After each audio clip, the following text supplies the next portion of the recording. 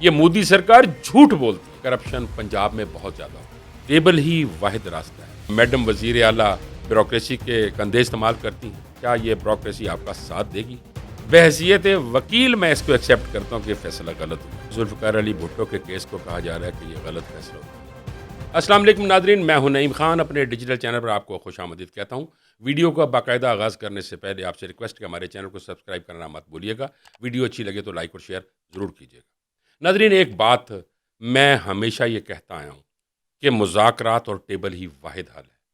چونکہ کوئی بھی بات منوانی ہو یا ماننی ہو، وہ ٹیبل پر بیٹھ کر ہی اچھی لگتی ہے۔ اب کیا ہوا، کوٹ لکھپت جیل میں قید جو پی ٹی آئی کی اعلیٰ قیادت ہے، اس نے بھی مذاکرات کی حمایت کر دی۔ پی ٹی آئی کی اعلیٰ قیادت نے اپنے وکیل رانا مدثر کے ذریعے میڈیا کو خط لکھا۔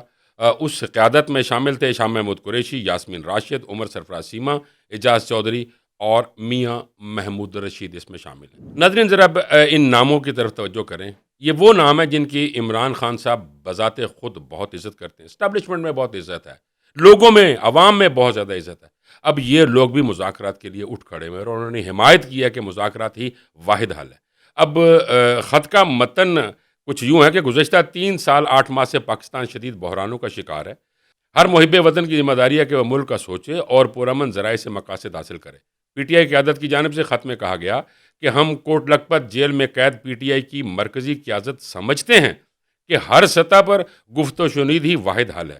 گفت و شنید ہی بالعموم پاکستان کو، بالخصوص تحریک انصاف کو بحران سے نکال سکتی ہے۔ ناظرین، یہ تمام لوگ یعنی تمام قیادت اس بات پر اتفاق کرتی ہے اور میں نے ہمیشہ یہی کہا، جیسا کہ میں نے اپنے ویلاگ میں کہا، کہ ٹیبل ہی واحد راستہ ہے، مذاکرات ہی واحد راستہ ہے۔ کسی بھی چیز سے، کسی بھی مشکل سے نکلنے کے لیے اگر کوئی واحد راستہ ہے تو وہ مذاکرات ہیں۔ ناظرین، اگر غور فرمائیں، ذرا ماضی میں چلے جائیں اور اسلامی اقدار کی طرف چلے جائیں، تو اس وقت بھی صلح حدیبیہ کی گئی تھی اور نبی کریم صلی اللہ علیہ وآلہ وسلم اور کفار کے درمیان مذاکرات ہوئے تھے، اور وہ مذاکرات پھر کامیاب ہوئے، اور پھر کامیابی کیا ہوئی کہ فتح مکہ ہوا۔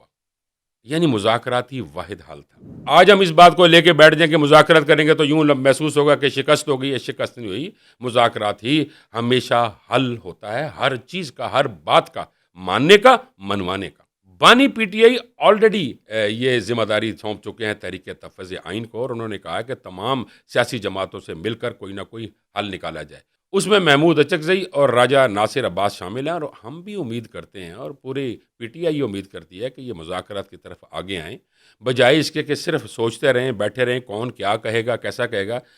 کسی ایک کو تو ایک سٹانس لینا پڑے گا نا۔ اگر آج کوٹ لکھپت جیل میں بیٹھے جو اتنی بڑی قیادت ہے، انہوں نے یہ خط لکھ دیا کہ مذاکراتی واحد حل ہیں، تو پھر آگے ایک سٹیپ لینا چاہیے۔ ناظرین، میں ہمیشہ کہتا ہوں کہ کرپشن پنجاب میں بہت زیادہ ہو، اور بیوروکریٹ جو ان سے ہیں وہ کرپشن کرواتے ہیں۔ اب یہ کیوں کرواتے ہیں؟ محسن بیگ صاحب تشریف لائے ہوئے تھے وسیم بادامی کے پروگرام میں۔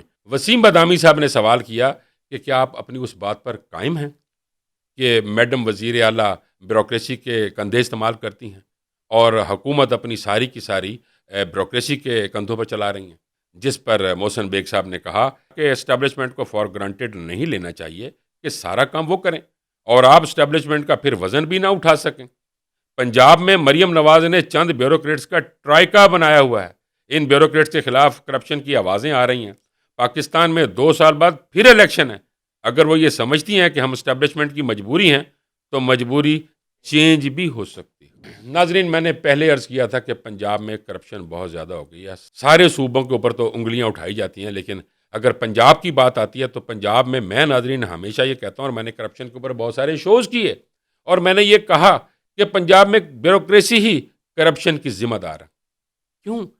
کہ جب بیوروکریسی کو فری ہینڈ دے دیا جائے گا اور چیف منسٹر اس سے پوچھے گی بھی نہیں یا پوچھے گا بھی نہیں، تو بیوروکریسی کی تو پھر اپنی مرضی ہے کہ جو مرضی کرتے رہیں۔ اب بیوروکریسی کو بھی یہ دیکھنا ہے نا کہ بھائی کب تک کمانا ہے، کچھ تو لمٹ ہونی چاہیے نا، کہ چلو کمایا یا کمانا چاہتے ہیں تو کما لیں، بالکل نو لمٹ ہوگی ہر چیز۔ اب اس وقت جو محسن بیگ صاحب نے کہا کہ صحیح بات ہے کہ کرپشن کی بہت ساری آوازیں آ رہی ہیں، میں محترمہ سے یہ سوال ضرور کروں گا کہ 2 سال بعد جب عوام میں واپس جانا پڑے گا تو کیا یہ بیوروکریسی آپ کا ساتھ دے گی؟ نہیں، بیوروکریسی کبھی بھی آپ کا ساتھ نہیں دے گی۔ جو آج اپنے کندھے پیچھے کر رہی ہے، اپنے آپ کو ہٹا رہی ہے، تو پھر سارے کا سارا ذمہ دار کون ہوگا؟ میں نے ایک 2-3 سیکرٹریز کے نام بھی لیے تھے کہ 2-2 ڈھائی 3-3 سال سے، بلکہ 3.5 سال سے ایک ڈپارٹمنٹ میں بیٹھے ہوئے ہیں۔ کیوں بیٹھے ہوئے ہیں؟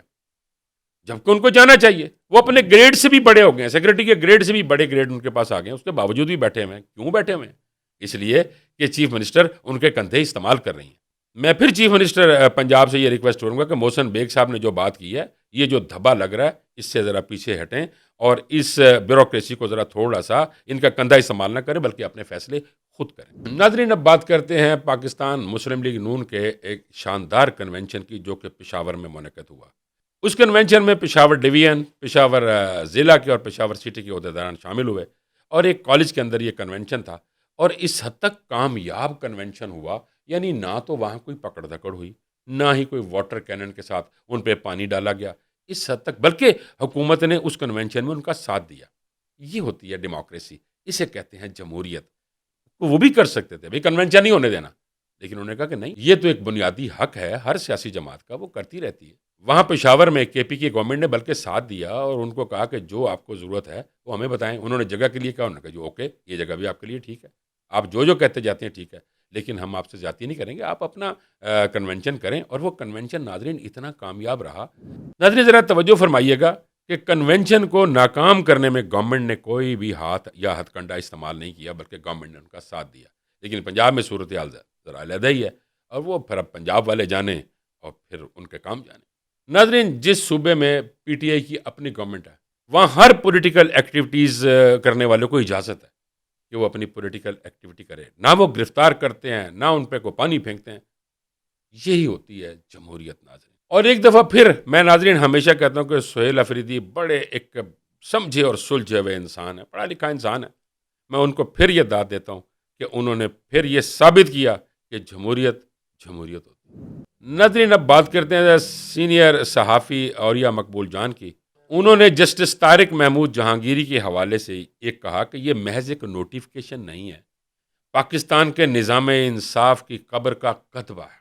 اسی ٹاپک پر بیرسٹر عقیل سے اینکر پرسن علینا شنگری نے سوال کیا کہ جسٹس جہانگیری کا فیصلہ متعلقہ فورم پر نہیں ہوا، جس پر انہوں نے کہا بالکل میں آپ سے اتفاق کرتا ہوں۔ پھر ان سے سوال کیا گیا تو پھر یہ فیصلہ غلط ہوا، جس کا ناظرین وہ کوئی جواب نہ دے سکے۔ آپ بھی دیکھ سکتے ہیں کہ ان کا جواب، ان سے بات نہیں ہو رہی تھی۔ انہوں نے یہ کہا کہ بحیثیت وکیل میں ایکسیپٹ کرتا ہوں اس چیز کو۔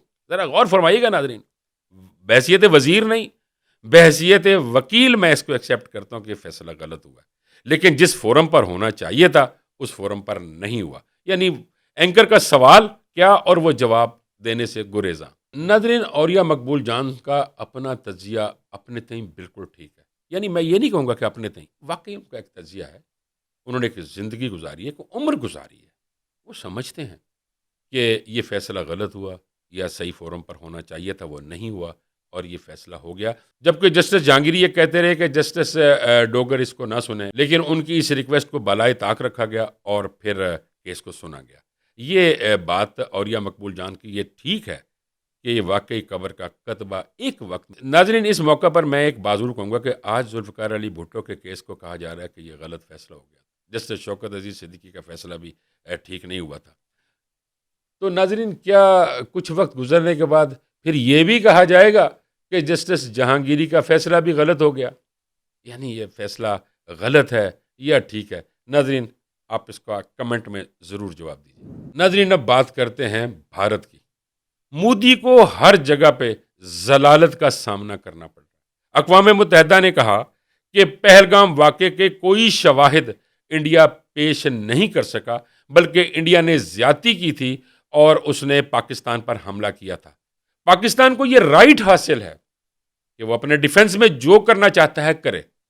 ناظرین، یہ ہر جگہ پہ مودی سرکار کا جھوٹ، اور وہ یہ کہے کہ پاکستان نے پہل کی، پاکستان نے پہلگام واقعہ بنا دیا، وہاں بندے پاکستانی تھے۔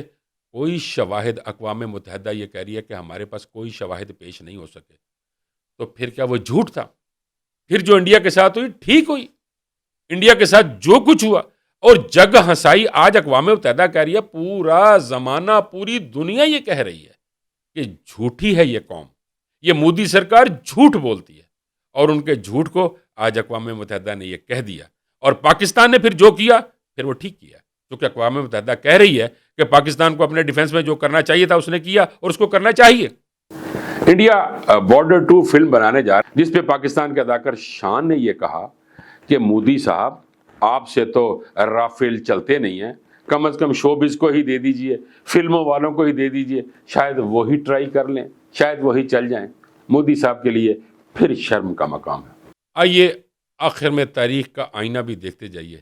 آج کے دن یعنی 19 دسمبر 1984 کو ضیاء الحق صاحب نے ریفرینڈم کروایا۔ اس ریفرینڈم کے نتیجے میں وہ 5 سال کے لیے صدر پاکستان منتخب ہوئے۔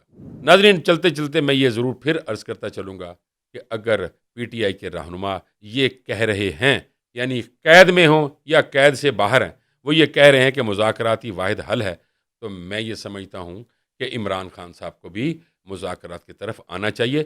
اس طرح ملک بھی بچے گا۔ جو اس وقت ملک کا حال ہو گیا ہوا ہے، ملک بھی بچے گا، پارٹی بھی بچ جائے گی۔